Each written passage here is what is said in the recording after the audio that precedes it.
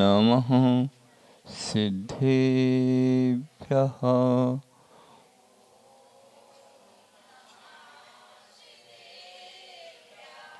ॐ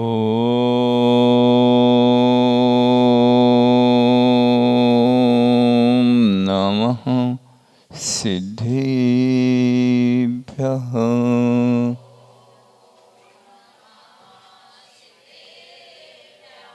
ॐ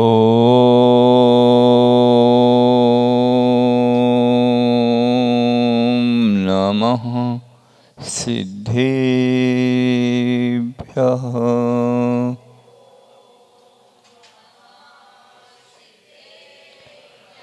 नमो अरिहन्तारम्।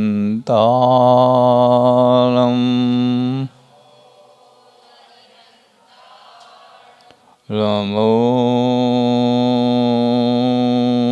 सिद्धारम्।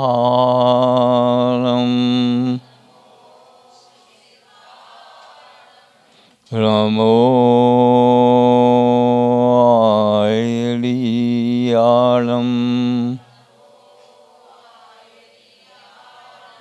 नमो अध्यायाळम्।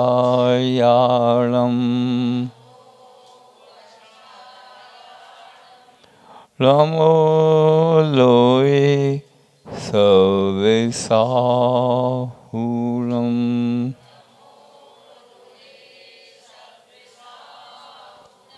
जय बोलो शांतिनाथ भगवान की। जय बोलो अचय गुरु 108 विद्यासागर महामुनिराज की।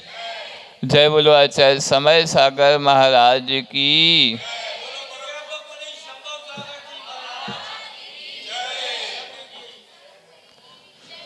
श्रवण सूत्र ग्रंथ में हम लिखित नए और प्रमाण की चर्चा समझ रहे थे।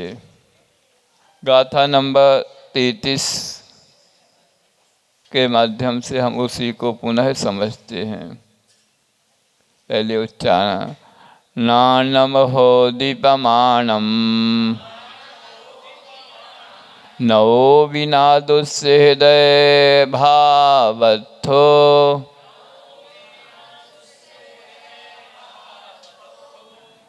नानम हो दीपमानम नवो विनादुस्य हृदय भावत्थो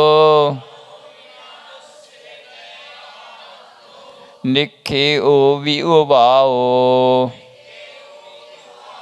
जुत्तिये अथ पड़े गहनम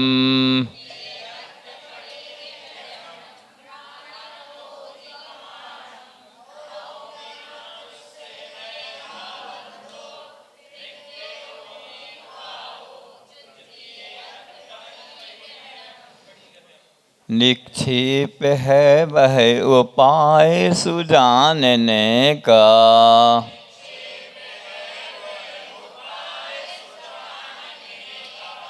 होता वही नए निजास ज्ञानियों का।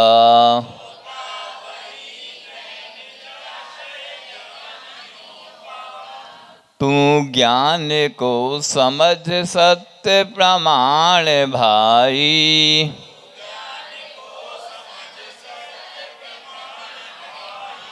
यो युक्ति पूर्वक पदार्थ लखें भलाई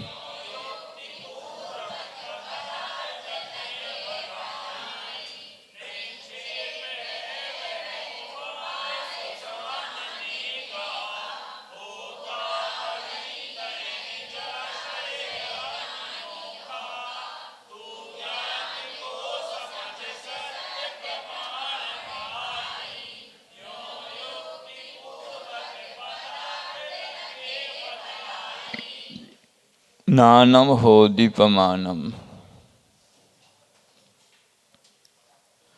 ज्ञान ही प्रमाण है। जो कुछ भी हम जान रहे हैं वह प्रमाण रूप है और उसी को हम जब अपनी भाषा में प्रस्तुत करेंगे तो वह हो जाएगा नए। पहले जाना सो प्रमाण। उसको हम जब अपनी भाषा में सामने वाले के समक्ष रखेंगे तो वह हो गया नए। अब किसी भी व्यक्ति को सामान्य रूप से जान लिया, यह मनुष्य है। अब मनुष्य के बाद उसमें विवक्षा होगी, यह पुरुष है अथवा स्त्री है।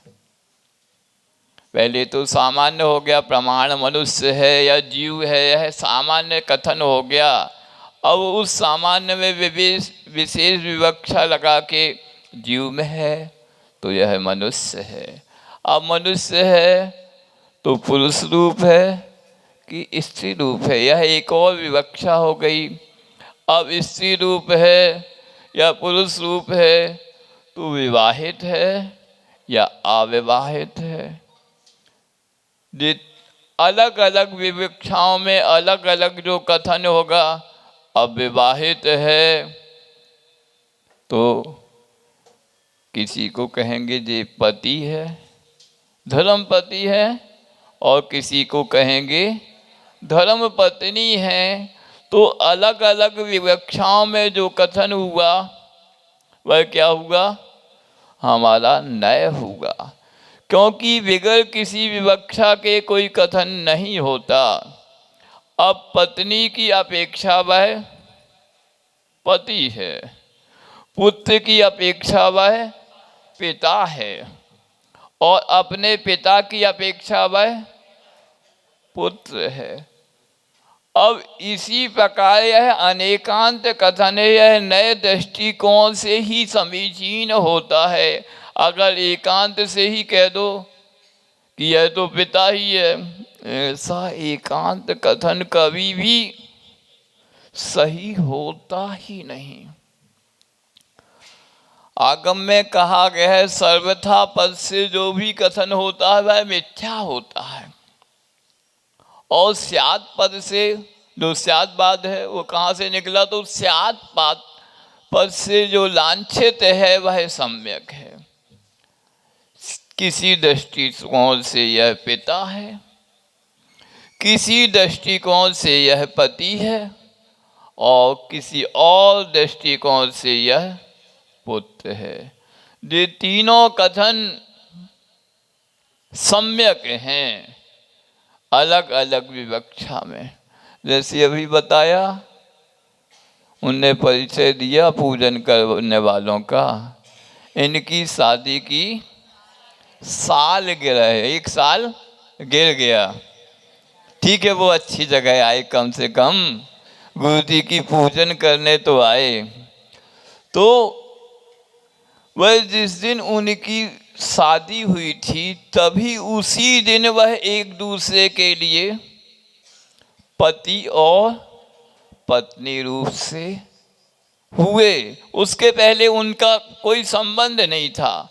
तो पत्नी की अपेक्षा वह उस दिन पति हुआ, और पति की अपेक्षा वह उस दिन पत्नी हुई। अब किसी का जन्मदिन मनाया जाता है, मान लो बालक का जन्म हुआ, तो जिस दिन बालक का जन्म हुआ उसी दिन उसकी पिता और माता का भी जन्म उसी दिन हुआ। उसके पहले ना माँ थी वह ना पिता था। महाराज जी वो तो पहले से थे, वो 30 साल हो गई उसकी उम्र पति की, और पत्नी भी 28-29 साल की है। आप कह रहे हैं जिस दिन पुत्र का जन्म होता है उसी दिन माता का भी जन्म होता है, और उसी दिन पिता का जन्म होता है। क्योंकि पुत्र जन्म के पहले आप उनको माता पिता शब्द से संबोधित करने वाला कोई था ही नहीं।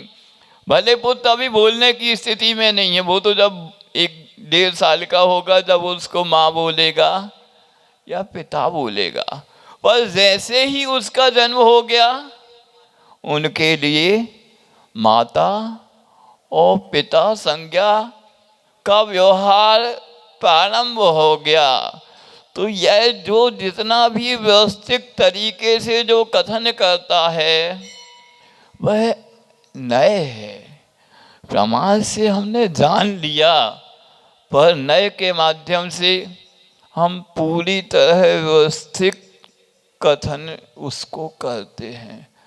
आप सोच लीजिए, आजकल इसके लिए ही बड़ी बड़ी कंपनियों में एक पोस्ट होती है, HR। क्या होती है? Human resource. मतलब संबंधों को कैसे हम व्यवस्थित करें, हम अपनी कंपनी में कैसे सब चीज़ों को व्यवस्थित करें, उसके लिए ही एक अलग से पोस्ट होती है। वह HR ही कंपनी के पूरे जितनी भी समस्याएं आती हैं कर्मचारियों को, वह पूरी की पूरी सॉल्व करता है। क्यों आती हैं समस्याएं? हम एक दूसरे के बीच की जब रिलेशनशिप नहीं समझ पाते हैं, चाहे घर में हो, समाज में हो, कंपनी में हो, देश में हो, राष्ट्र में हो, तो समस्याएं आती हैं।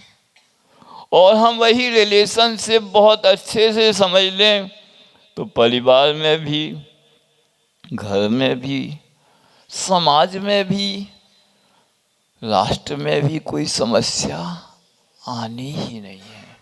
अब घर का मुखिया कहेगा नहीं, हमारे अनुसार ही सब चलेगा, कभी नहीं चलने वाला। अब मोह कहेगा कि नहीं, हम ही जो खाएंगे उसी से सबका भरण पोषण होगा, आप लोग कुछ नहीं है, हम जो खाएं वैसा होगा, क्योंकि हम नहीं खाएं तो सब अंगों को कुछ पौष्टिक कुछ नहीं मिलेगा, गड़बड़ हो जाएगा। हाथ कहेगा अच्छा तुम कह रहे हम ही जब यहाँ तक नहीं ले जाएंगे तो आपकी व्यवस्था कैसे बनेगी? तो सब एक दूसरे से करते हुए व्यवस्थाएं भंग हो जाएंगी। तो सबको सुचारू रूप से महत्व देते हुए चीज़ों को आगे बढ़ाना ही इस नए पद्धति का मुख्य प्रयोजन है। और जैन नए पद्धति जो है वह सम्यक है। दूसरे लोग कहते हैं अन्य मतों में वस्तु सर्वथा नित्य है अथवा वस्तु सर्वथा अनित्य है। क्षणिकवादी एक मत है, वह कहता है जो अभी है वह अगले समय होगा ही नहीं। एक चार्वाक मत है, समस्त दर्शनों में चार्वाक दर्शन भारतीय दर्शन में बहुत प्रसिद्ध होगा। क्यों प्रसिद्ध हुआ? वह भोगवादी दर्शन है। क्या कहता है? सिर्फ भोग करो आप और कुछ नहीं। कहता है वह ऋणम कत्वा घृतम पिबेत, कर्ज लेके भी घी पियो। क्या कहता है वह दर्शन? कर्ज लेकर भी घी पियो, खाने पीने में कोई कमी नहीं। पुनर्जन्म वो मानते ही नहीं है। वो क्षणिकवादी दर्शन जो अभी है अगले समय में वो नहीं है। मान लो कोई भी व्यक्ति को, किसी का भी नाम लो, फलानचंद, फलानचंद की जो थोड़ी देर पहले पर्याय थी अगले समय में वो नहीं है, हम वो नहीं हैं, बदल गए। अब आप कोई को कर्जा दोगे, वो उसको दिया था आपने, हमें थोड़ी दिया था। ऐसा वह दर्शन है। कहें कोई त्याग करने की जरूरत नहीं है, आप तो जीवन मिला है भोग करने के। तो ऐसे अलग अलग प्रकार के बहुत सारे दर्शन भारतीय संस्कृति में प्रचलन में है। अभी से नहीं, बहुत प्राचीन काल से यह दर्शन भारतीय संस्कृति में है। वे कहते हैं जो त्याग तपस्या इसमें कुछ नहीं धरा है, खूब भोग करो। यह चार्वाक दर्शन का है। वह 5 भूत के मिलने से जीव की उत्पत्ति मानता है। उनके यहाँ कोई आत्मा नहीं है। क्या कहता है? पृथ्वी, जल, अग्नि, वायु और आकाश, जो आपके 5 स्थावर हैं, उसमें से वनस्पति को हटा दो और आकाश तत्व को मिला दो। इन 5 तत्वों के मिलने से जीव की उत्पत्ति होती है। जैसे आप आजकल चाइना मॉडल चलता ना, चाइना से कोई भी चीज़ ले आओ, रॉ मटेरियल असेंबल करो, ऑटो असेंबल करो, ईवी ऑटो चल पड़ा, ईवी मोटर्स चल पड़ी। ऐसा असेंबल करने का सिस्टम अभी बहुत चल रहा है। तो वैसे ही वह कहता है, वह मत वाला, जीव कोई वस्तु नहीं है, 5 भूतों को असेंबल करने से ही इस जीव तत्व की उत्पत्ति हो जाती है। फिर विनाश कैसा होता है? 5 भूत अपने आप अलग अलग हो जाते हैं। गाड़ी के नट बोल्ट अलग अलग हो गए तो क्या हो गई? गाड़ी। ऐसे ही 5 भूत जैसे ही अपने अपने आप में विलग होंगे, यह पृथक हो जाएगा। तो ऐसे बहुत से दर्शन हैं। उन्हीं दर्शनों को दिग्दर्शन देने के लिए ही जैन दर्शन में यह नए प्रमाण और निक्षेप की व्यवस्था बहुत ही सुचारू रूप से रखी गई है। अगर 5 भूतों के मिलने से ही जीव की उत्पत्ति हुई है, तो 5 भूत सबके एक से हैं, सबको एक वर्ण का होना चाहिए। फिर इनकी जो दुखी हैं, जो सुखी हैं, जो धारणा ही नहीं होना चाहिए। नहीं, तो एक दर्शन कहता है जे सुख दुख सब किसकी देन है?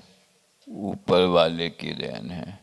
मतलब ऊपर वाला कोई किसी को सुखी बनाता है और किसी को दुखी बनाता है, तो भेदभाव तो ऊपर वाले में ही हो गया। वह जिसको सुखी बनाता है उसके ऊपर कृपालु है, और जिसके दुखी बनाता है उसके प्रति वह कृपालु नहीं है। तो इसमें ही बात आई, नहीं ऐसा नहीं है। फिर वह सृष्टि के कर्तृत्ववाद वाले जो मानते हैं, फिर उसके साथ जोड़ते हैं, नहीं ऊपर वाला तो उसकी सबके प्रति समान बुद्धि है। फिर उनके यहाँ कहा जाता है, वो फिर कर्म सिद्धांत को स्वीकार करते हैं।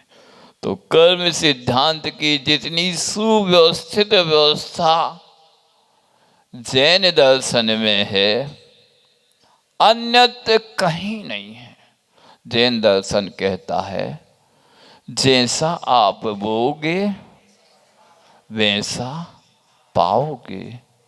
यदि बबूल के बीज आपने बोए हैं तो आम के मीठे मीठे फल आपको कभी नहीं मिलने। तो यह जैन दर्शन बिल्कुल प्रैक्टिकली है इस जगह पर कि यथा बीजम तथा निष्पत्ति। जैसे बीज होंगे वैसे ही फल आपको मिलेंगे। तो ऐसी बहुत सी बातें हैं जो हम नए निक्षेप और प्रमाण के माध्यम से उस चीज़ को बहुत व्यवस्थित कर सकते हैं। जैसे अभी हमने समझा, हम यदि लचीले नहीं होंगे तो अपनी कोई भी व्यवस्थाएं नहीं चला पाएंगे, और हम सिर्फ हार्ड होंगे तो भी नहीं चलेंगी, हम सिर्फ लचीले होंगे तो भी नहीं चलेगी। तो चाहे घर की व्यवस्थाएं हो, चाहे परिवार की, देश की, राष्ट्र की, एक ना तो हमारा व्यवहार एकदम लचीला हो, ना कि हमारा व्यवहार एकदम कठोर हो। दोनों के बीच की व्यवस्थाओं के साथ ही संपूर्ण व्यवस्थाएं चलती हैं और उन्हीं संपूर्ण व्यवस्थाओं को सुचारू रूप से चलाए रखने का काम यह नए निक्षेप और प्रमाण के माध्यम से होता है। जैसे कल हम सब ने देखा, क्या देखा कल? आचार्य गुरुदेव के चरणों की स्थापना हुई।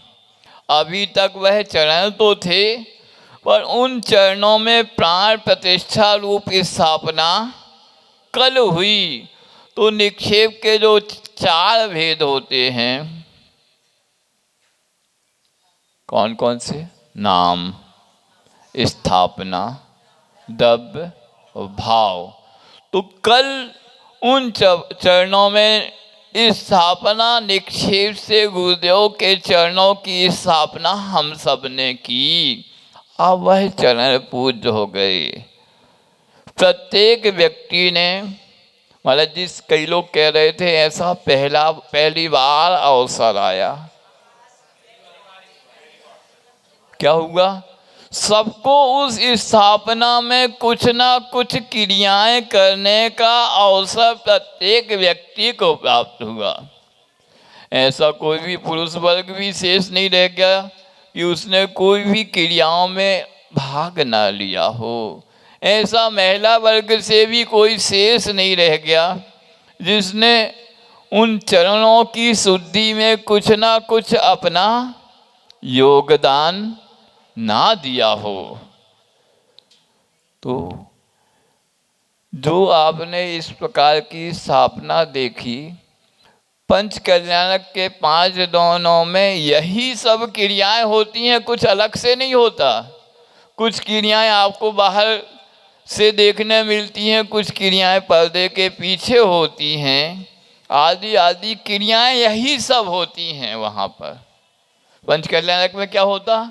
यही सब क्रियाएं होती हैं, गर्भ, जन्म, तप, ज्ञान और मोक्ष।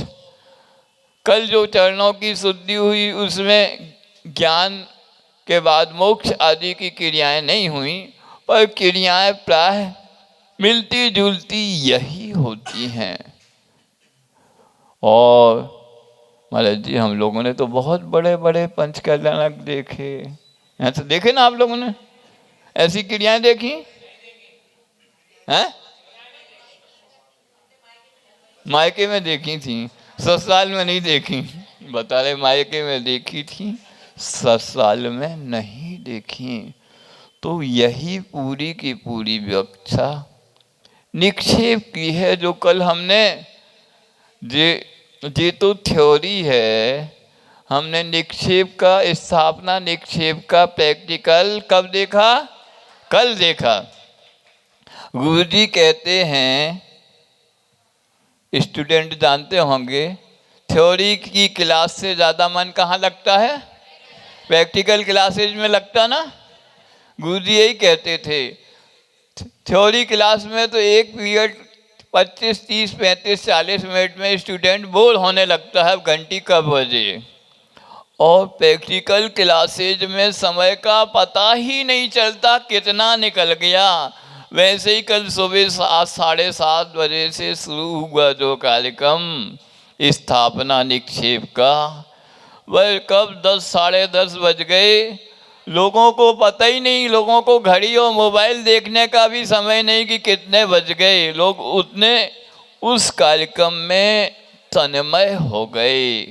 तो यही एक प्रकार का निक्षेप है।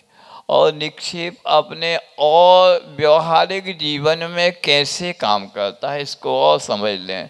आपके जेब में एक कागज़ का टुकड़ा होता है, सबके जेब में होता ना। लोग प्राणों से ज़्यादा उसको चाहते हैं।